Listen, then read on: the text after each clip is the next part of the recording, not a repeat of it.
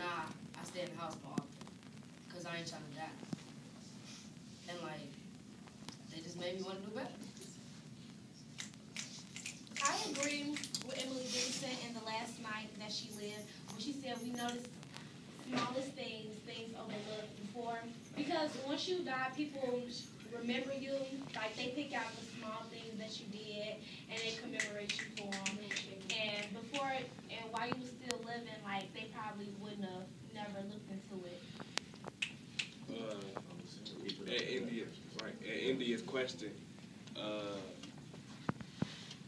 The people that do mourn all the time and that do still hold that grief inside them, do you think that they have any beliefs at all, even if it isn't like religious beliefs, like how Emily Dickinson talks about faith or natural or nature?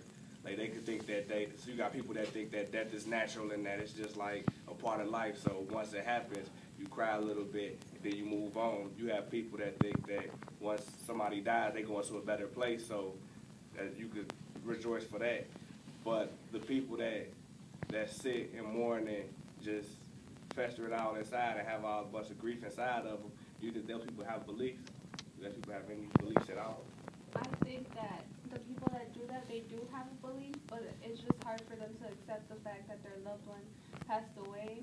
And I think like you should also consider maybe the way that the person passed away, because like it all ties into the factor. Like if a person had a bad death, and you're gonna want to remember the good stuff about them, and you're not gonna be able to like move on from knowing that maybe they suffered when they died. And that's a good point, because when you don't want to wait on somebody to when they die, you gotta accept it, and just like you don't want to wait and then like put your life on hold for they death. Because like in this stanza right here, it said we waited while she passed, and it was a narrow time too josted while our souls could speak at a length. The notice came, so like you gotta like move on. Understand that? You gotta be able to put your. And I think like every stanza got like a different meaning to it, yeah. Because it's like in the beginning how he was talking about she wasn't taking it seriously. Then it started going along, it started getting more serious, and they started like giving like how hard it was to accept it.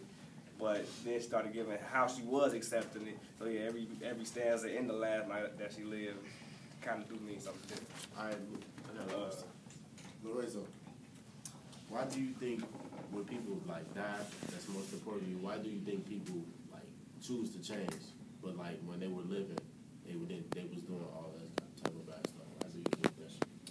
Because like maybe the death of someone inspired them to change. Because like let's say someone was living like a bad life, and the person they loved died, and they had a good life. So maybe they try to change to be good, so that like a part of the person that died can still be with them, Okay. Ebony?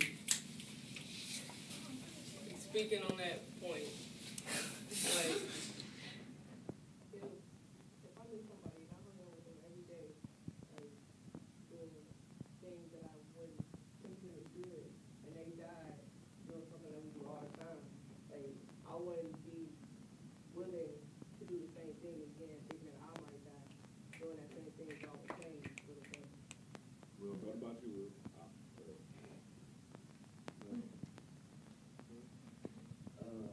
I believe we talk with this. We've been talking about this.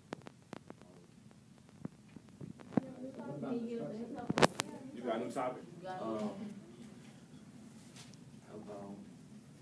How about like the way they use words in poetry, like in the I heard a fly before I died, something like that.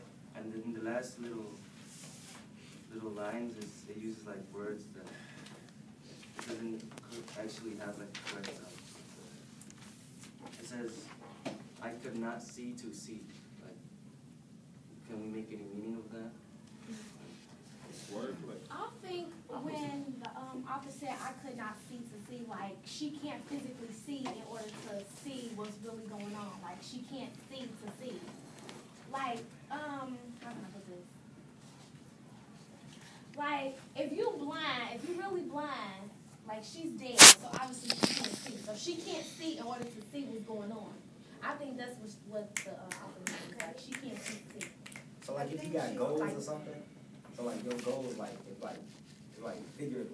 So if you got goals, like you can't see like your goals, you can't see to see like so you blocking yourself from reaching your goal. Yeah, so like So, since like, she's dead, she can't see her goals, like because she can't see physically, so she can't see. I want to challenge you guys for a second. So thinking about that line, I think that's a really important line that Wilbur brought up. And I want you to think about the question that India asked of like, do we know anything about Dickinson's spirituality? When she says, I could not see to see, right? Think about the speaker of this poem. What can we like make a conclusion about a belief of the speaker or some side of spirituality if the first person, right, we're using first person in this poem, and it's written from the perspective of someone who's already died. Yeah, I feel as if What can we make about... she's saying that, Yeah. Okay, because we hear all these things about, like, afterlife and all that stuff, and I feel after the speaker died, she probably couldn't see all the stuff that everybody talks about, like how heaven and all that stuff, and that also ties back to her, like, having to regulate her faith. Like, I don't know, I just feel as if she couldn't see what she expected to see. Yeah, I agree with that was like I was talking about like the second stanza when it was like, the eyes around he wrung them dry and the breaths were gathering firm for the onset when the king be witness in the room. When someone says king, like usually they're talking about like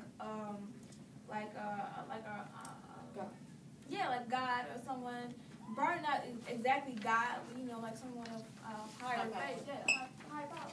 And like when she said I could not see to see. Okay. Oh yeah, I could not see to see. She was basically probably going on what most of them she couldn't see what everybody was talking about. Yeah. Like Absolutely. So just to kind of wrap this up, what I want you guys to do is choose a point that was made in today's Socratic seminar, and for your homework, you're going to respond to it. It can be a point that you made and you wanted to elaborate on, or a point that someone else made. Okay, but you're responding to it in 2 to 3 paragraphs.